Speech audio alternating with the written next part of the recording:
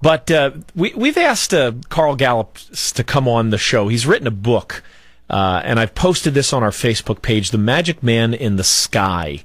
Because in the news this past week, there was some stories about the God particle, and I think I'm going to leave it to Carl to explain why this Higgs boson concept is so important, why the scientists are studying, and why they're wrong about it explaining origins. Carl, welcome to the David Madeira Show. David, thank you so much for having me on. It's my great pleasure. Hey, you've written this book, and kind of timely because now we're talking about the super collider where they run particles, two protons at almost the speed of light in a 17-mile ring and then slam it into each other over and over and over again. The point being they're trying to discover basically why things have weight, I guess? Well, yes, why things have mass and what created matter. And here's the problem, David. What they're basically doing is recreating a form of a Big Bang, if you will. And what they're discovering is that in doing that, what should have happened in the original Big Bang, according to physicists, is that these atomic, subatomic particles, as you and your listeners know, every atom is made up of teenier parts, protons, neutrons, electrons, and the energy forces that hold them together. And those parts that I just named are made up of even smaller parts, which now you get into quantum mechanics. And what they've discovered by recreating this so-called Big Bang is that what should have happened billions of years ago, according to scientists, that these subatomic particles should have just exploded and flown off into space at the speed of light. So the question of the ages, the physics question of the ages is, what was it? What force was it? What power was it that brought these particles together and imparted mass to them, imparted mass, because you cannot have matter. Matter's the stuff of life. Mm-hmm. You can't have matter unless it has mass. Mm-hmm. In other words, you can't have reality if particles are just speeding off into space at the speed of light. Okay, well, that's the question. So for decades, they've been conducting these experiments, trying to see if they could find out what in the world was it that held the particles together so that mass could be formed. Well, back in the 60s, a physicist by the name of Peter Higgs, he came up with a theory of, and by the way, the boson, Higgs boson, a boson is just simply the name that physicists have given to the particles of energy that hold the little subparticles of an atom together. So a boson, some of your listeners, that may sound odd, but all that means is an energy particle. So he came up with the idea, the theory, that somewhere out there, somehow, there has to exist an energy particle, a boson, and an energy field, a boson field, that when these particles exploded, that this boson and this energy field somehow imparted mass to the rest of the particles, so that material objects could be formed and we could have the universe. Now, in the 1990s, a guy came along and wrote a book and entitled this theoretical particle, he gave it the nickname of the God particle. And he said, I'm calling it that because it's so elusive, we can't find it, yet it's so important, because without it, we can't have anything. So it was kind of a tongue-in-cheek, because the guy that wrote the book is an atheist and an evolutionist, and he just did it tongue-in-cheek. Now, I got to say this to you and your audience, David. Most scientists hate that nickname, the God particle, because they think it somehow imparts this religious feel to the whole thing. Oh. Most scientists much prefer to call it the Higgs boson. But now, here's what's happened. Just in the last week or so, scientists, well, actually on July the 4th, scientists have claimed that they have now discovered, they think, they might have, they've come real close, they believe they can say that they have discovered the Higgs boson. And listen, I got to say, David, this is exciting science. It is exciting science. I'm a little bit of a physics geek. I think we can tell that, Carl. Folks, well, we're talking to physics. I'm getting ready to put the exclamation point on the end of the sentence here. I'm getting ready to give you some really good stuff. Folks, we're talking to Carl Gallups, a physics geek, about the Higgs boson and the God particle, and he's into this stuff.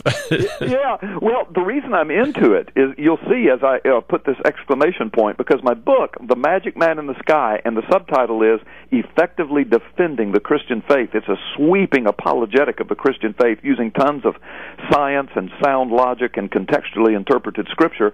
But you're going to see why I'm so excited about this, because this is exciting science. I love any kind of real science that explains the stuff of life. But here's the deal. Now, evolutionists and atheists and skeptics have jumped all over this so-called discovery, and they're saying, see, we've discovered the particle, the energy particle that imparted mass to the universe. This is how matter was developed. Mm-hmm. Now we know how stuff got here. Now we know how things got here. Now we don't need God. We don't need an intelligent designer. There's no need for that. Mm-hmm. Now, I want to be honest, David. Most scientists are not going that far with it. Most scientists are not saying, now we don't need God. But some scientists are. And the media is. Do what? And the media is. And the media is. They've jumped all over it. And, of course, a lot of atheistic and people and skeptics are saying it. So, because so many people are saying it, now we don't need God. Here's what I say. All right, here's the exclamation point. Okay. So let's say that we have discovered the physical particle of energy, and we know all atoms are made up of these particles. That's no problem. But we finally have discovered that elusive particle, that boson, that Higgs boson, that imparted mass to all the particles of the universe. Okay, fantastic. That's an amazing scientific discovery. We'll be talking about that for decades. But here's the thing. I call it the three dreaded L words, and this is what I would submit to any atheist or skeptic or evolutionist or the media. Okay? So we found the particle that imparted mass. The first L word, all right? Where did life come from? Mm-hmm. Just because you have mass doesn't mean that non-living particle of mass pops into life or can even evolve into life. That's been scientifically disproven hundreds of years ago. Life does not come from non-life. You can't have life just appearing out of non-life. Right. If you give it billions of years. Spontaneous generation doesn't occur. We learned that in elementary school. Nowadays, of course, they call it chemosynthesis or abiogenesis, but spontaneous generation basically is the idea. It doesn't occur. It does not occur. All right? So that's the first dreaded L word. The second dreaded L word is law. Now, listen to this, David. Where do the natural laws come from? We know about the law of motion. We know about the laws of energy, first, second, and third laws of thermodynamics. We know about the law of gravity. Here's the cool thing, though, David. Quantum physicists know that the subatomic particles that make up the stuff of life, they operate by laws unto themselves. We still don't know how and why these laws work. That's why it's called quantum theory, theoretical quantum physics. A lot of stuff we do know, the things that we do know, we've been able to create MRIs and lasers and computer technology, but there's tons of stuff we don't know. So the question is, why is it that these subatomic particles operate by laws that do not match anything that we know to be reality, yet when we look around us, these subatomic particles make up everything that is and create the laws of the universe by which we put people on the moon? Mm-hmm. So where do these laws come from? Where does life come from? Where do the laws of the universe come from? They certainly don't seem to come from the particles, because the particles don't have anything like our laws of the universe. And then the third dreaded L word is what I call language. Where did DNA and RNA come from? Where did the chemical language that has billions of possibilities, that makes up 20 million species of life, and all of their systems and all of their subsystems and all of their sub-subsystems and their symbiotic relationships, where did all of that come from? So where did life come from? Where did the law come from? Where did language come from? The language of life, the language coding, chemical coding language of life.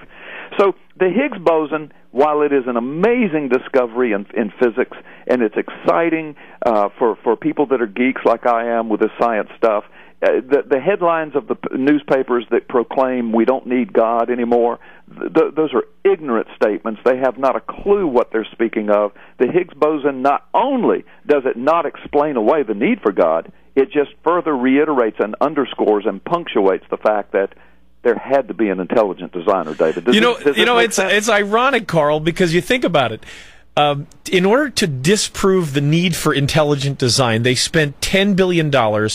They recruited 6,000 researchers in the top of their field. They created a 17-mile circular tunnel in France and Switzerland, and they torpedoed thousands of particles against each other over and over again, all to prove that there's no need for intelligent design. That's right. They've been doing this for decades, and that basically shows you the panic in which science is in right now. I mean, they so desperately want evolution to be true. They so desperately want it that there's not a God to whom we have some accountability, and that's what the whole thing boils down to. Yeah. Carl, thank you so much for coming on the show. Folks, that was Carl Gallups. I've posted a link to his book on our Facebook page, The Magic Man in the Sky, if you want to get that. Thank you very much, Carl. Don't go away. We'll be right back. The Washington Times calls it a must-read book, a muscular defense of the Christian faith, an arsenal of powerful rebuttals against Christian bashers. Amazon Books calls it a #1 bestseller. I call it blessed and used by the Lord. Considering the times in which we now live, you need this book. Available at Amazon.com and the WND Superstore.